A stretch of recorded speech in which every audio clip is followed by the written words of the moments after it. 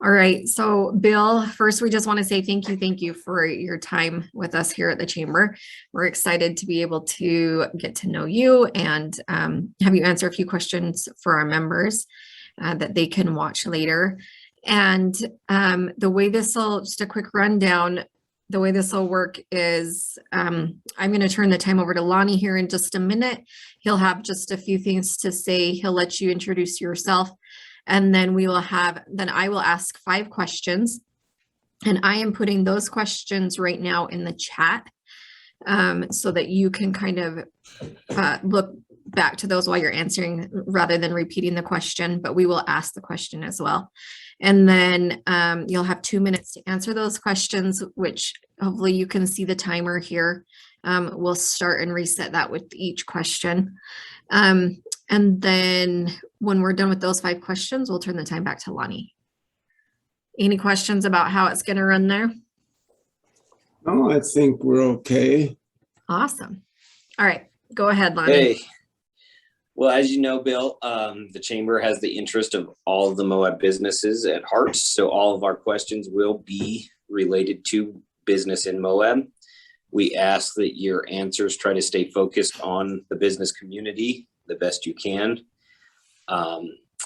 As we said, there's 2 minutes. We ask that you do try to cut it off as close to the 2-minute mark as possible. You don't have to go the full 2 minutes if you don't want to, but we do try to stay in that 2-minute time frame.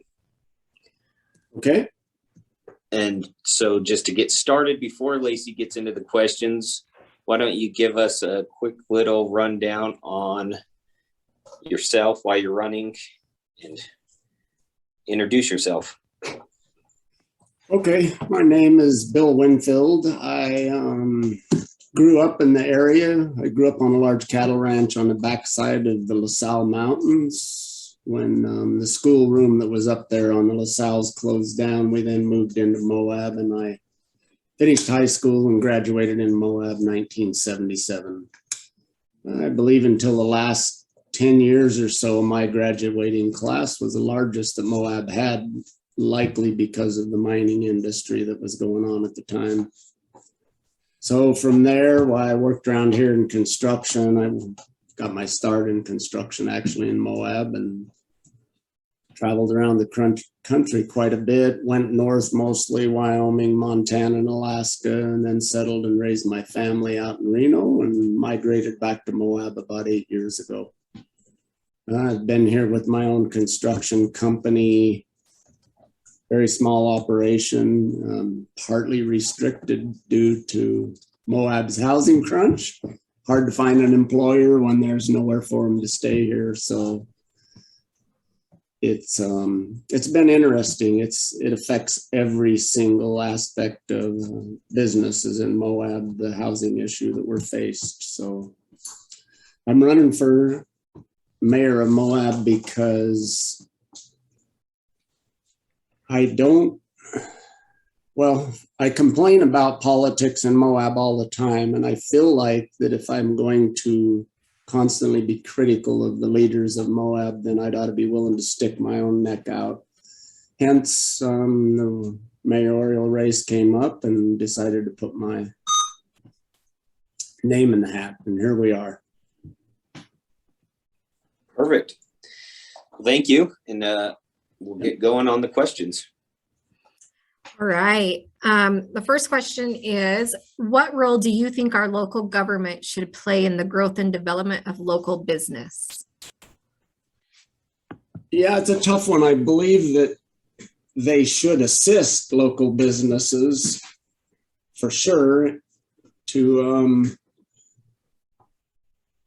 promote their growth for one, but also to make sure that we don't lose our small town vibe. We've got a lot of little businesses that are almost mom and pop operations, and yet if we're not careful, they're going to be consumed by a larger conglomerate, or just by the fact that they're swamped and they just give up, so to speak. We don't have a good supply of employees, nor do we have anywhere for them to stay when they do get here.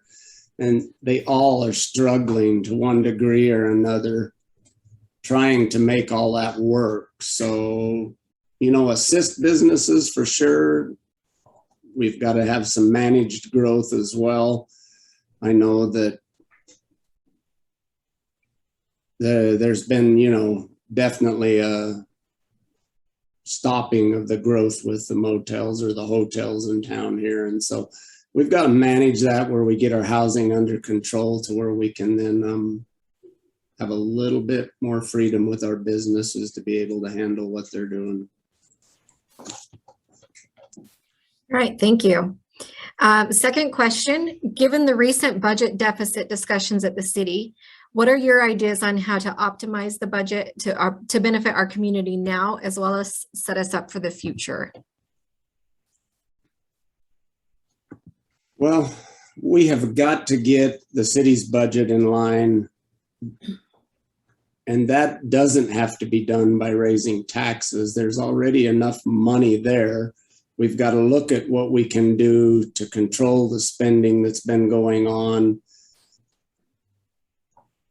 that has been outside of the city's means to pay for it. And we've been taking money from different funds that the city has set up that should be going to infrastructure to continue paying for projects that the local citizens, or maybe just a few of the locals, are in favor of. And we've got to start looking at the broader picture of our, not only our, I can't even think the word I'm looking for, but our elderly and our middle-aged as well as our younger people here. And when you start throwing a tax out there, that's a very broad thing that is going to hurt people when already they're struggling to stay in their homes. We've got to look at ways that we can cut that back. We've got to look at somehow or other making it easier to be a local. Currently, it's easy to be a tourist, and it's hard to be a local in Moab, and we've got to change that a little bit to where the elderly have access to get downtown to the restaurants, and they're not overly inundated by the traffic problem that we're faced with downtown. And so there's all kinds of little pieces of this pie that have got to be cleaned up a little bit so that everybody has access to the Moab that we all want and that some of us remember. All right, thank you. Ooh, you guys are putting me on the spot there. That's what it's all about. All right, third question. In the business community, we're seeing similar problems with commercial space as residential in terms of affordability and availability, making it difficult for new and or diverse business to establish themselves. What are your thoughts on possible solutions for this issue? I need a little clarification maybe. Okay. So we are seeing similar problems with commercial space as residential. You mean that basically we have a shortage of commercial rental and property for sale, just like we have housing. Everyone focuses on housing. Okay, right. I thought there was a conflict there. So let me reread that real quick. We are seeing similar problems with commercial space as in residential in terms of affordability and availability, making it different for new. That's possible solutions. Ooh, boy, everybody wants to. All right. Yeah. So all right. It's real tough in Moab right now. I don't know what the actual answer is, but there are people that have been holding on to their land for 5 generations, 2 generations, whatever it is, and they all want top dollar for their property. And the problem is that when somebody comes in and a motel pays whatever, $1 million an acre, then that's transferred all the way across. It affects our housing issue.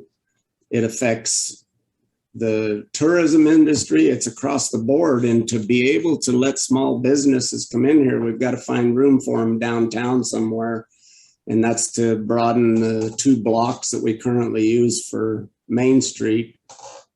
To stretch it out a little bit, we've got to move both directions there and to allow small businesses in. It's a tough situation with the price of property, and all you have to look at anything that's for sale right now is it's big money. It's hotels. And I honestly don't have a good answer for where we're going to go with that, but we've got to get together with these local businesses and make it easier for them to survive in Moab. Small Business Alliance downtown and yourselves, we've got to start working with everybody to provide some space for them. Great, thank you. All right, fourth question here. Oh, it's not scrolling for me.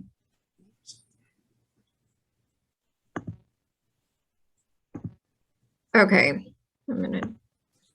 Okay, fourth question. In our city, there are divides between opinions, particularly around our economy. How have you found compromise and built unity in the past? And how do you plan on doing that in the future, specifically with the economic growth of Moab? Well, in the past, my biggest experience in the past has been more along the lines of conflict. I was a contractor in Nevada, and I had to deal with union contracts on a regular basis and yearly, actually, with 3 different unions. And so there was constantly negotiation going back and forth there. What I would do specifically for Moab itself is we have got to come together in the middle. We have a very diverse town here, and we've got people that want to see unchecked growth, and on the other side of it, we've got people that want no more growth and would like to see this turned into a sort of elitism town, or maybe another Telluride. That's not necessarily elite, it's just to where only those with a lot of money can afford to move in here. And currently it's all wrapped around housing. A first-time home buyer in this town used to be able to go out and find a single wide or double wide trailer on a lot somewhere around the valley and move into it. And that's how I started my first home in Moab, but that's not available anymore. Those homes are being competed with by people from Texas or Colorado, or they want to come in here and build their second home. And so housing isn't just an issue for the working class in Moab, it's across the board. We need housing at every single level so that we aren't having these battles between low income and high income people over the same piece of property. And we all know who wins in that situation. So economically, we've got to get to the middle here as a town and start looking to allow some growth that's sustainable and that takes into account the water issues that we have, and take into account the fact that we've got to be very careful with our growth wrapped around water. All right, thank you. And number 5 is economic diversification of Moab's tourism-based economy has been a topic of many local government discussions. What would your approach to diversification be in relation to the current established industry? So can I ask a question on that before we Yep. start? What Yep. we're trying to say, how are we going to diversify the tourism industry? So we're saying there's been a lot of conversations around economic diversification with different kinds of approaches. Some of them take that approach, moving away from tourism. Some of them take the diversification within tourism. So just kind of where you fall on that whole conversation. Wow. Yeah, that's a tough one for sure, but let's see what we can do.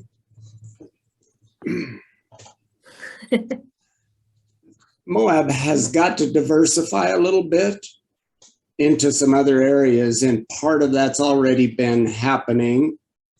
The work from home is a big one, and that's why we're seeing such an influx of people that are trying to buy houses here right now. That's changed a lot of things since the pandemic, whereas before everything here was based off of tourism. So we're already seeing a little bit of diversification now. It isn't an economy that it really brings in more employees or adds employees for our growth here. It's just people that are allowed to work here now because they can work from home. So it still is affecting our housing. It's affecting our labor shortage. It's actually crowding out people. that would be able to find a home here. And so I don't know how to say it, but every problem we have in Moab right now is almost wrapped up in housing. And if we can look at all kinds of other economies for Moab, we've even started by education. We've got the campus going in up there. And what is that going to affect most in Moab? Housing. We could bring in some tech industries, but where are we going to put them? There's people that have spoken on textiles. They've tried to, there's people with all kinds of ideas to bring stuff into Moab here. We've got some new ideas, some old timers that have had ideas and worked here for years. But what are we going to do to house the employees and these people that are coming in here? And so really, Moab would open up to other economies, I believe, if we could handle the shortage that we currently have with places for employees to live. All right, thank you. And that is all I've got. So I'm going to turn the time back over to Lonnie. Hey, Bill, thank you for answering those. I've got one final bonus question that I'm throwing in for everyone. Why do you think the business community should vote for you? In 1 minute or less, right? Yeah.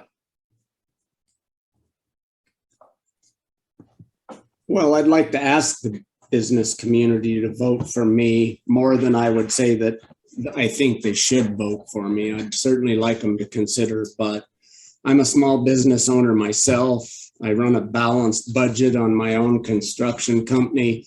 I'm a businessman here in town, and though I'm not a large employer as others are, I still have to make things work here, and I'm very open and transparent with everything I'm doing. And that's what we need in Moab right now is transparency. We don't need to continue with what we've had for the past, I don't know how many years, and it's built up to where we are right now, to where nobody hardly trusts downtown, and you certainly can't go in there and get anything done in City Hall, whether you're a business person or a contractor, a developer, or a builder. It's a real struggle with our city.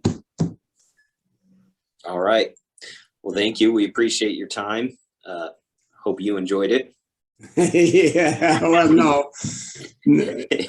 It's tough to just fly off the cuff. I'm not going to lie, but do the best I can. Yep. Well, we appreciate your time. All right. Thanks so much, Bill. And I will let you know when we get these out. We're waiting until everybody has the chance to do their interview so we can release them all at the same time. And Okay. I'll be in contact with you and let you know when that's going to happen. We're shooting for the first week of October. And so when you say when these go out, where are they going to go out to? So they'll go on our website as well as to we have like an email blast that we give out to members. So we'll put them out there and let them know where to go find them, and they'll go on our social media. Okay. Cool. Okay. All right. Let us know Thank you. if you have any questions. Thanks, Bill. Yeah. Thanks to all of you. Bye. Bye-bye.